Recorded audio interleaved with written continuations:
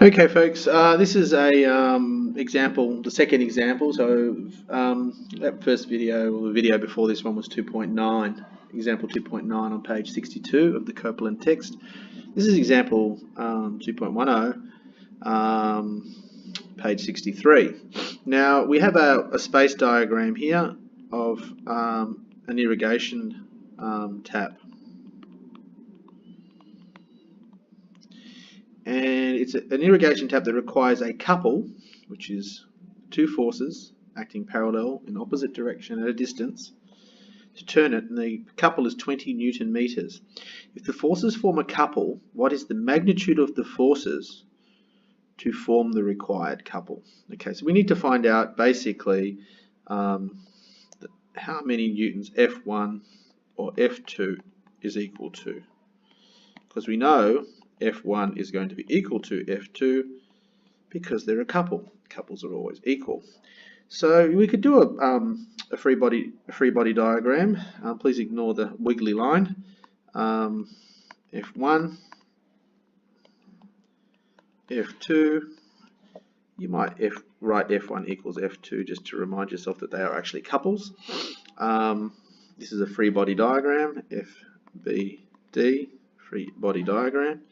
And we know that the length of the tap, in other words, the distance between the forces in this couple, is 550 millimeters. Now we know that we're dealing with Newton meters, so if we got a measurement in millimeters, I always think it's a good idea to convert that to meters straight away. So we're going to go 1, 2, 3.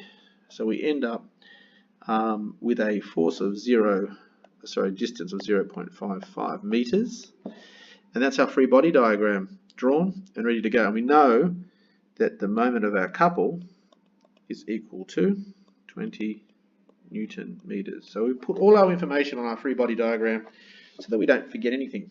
So we know, we always write our formulas down. MC is equal to force times distance.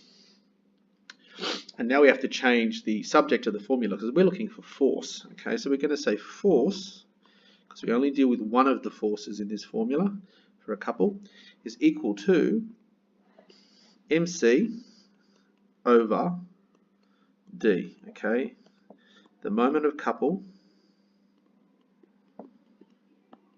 is MC over distance between the two forces. Okay, this is force. So, do we know all these things? Well, we know that F is equal to moment of couple, which we've written up here, 20, over our distance, which is here, 0.55. And that gives us, when we plug it into our calculator, F is equal to 20 divided by 0.55, which is equal to 36.36 newtons. So that is the process you need to follow to solve a problem. If they haven't given you a space diagram, draw a space diagram so that you're indicating how you've interpreted the question, because you never know, you might come into an exam where a question is open to interpretation in a different way, and if you just write your answer down and you don't put your working out down clearly, they might just go, oh, this guy doesn't know what he's doing. But you might have actually interpreted the question a different way, but still a valid way. So always draw your space diagram and make sure it agrees with what's being set up here in the question. Then get a free body diagram.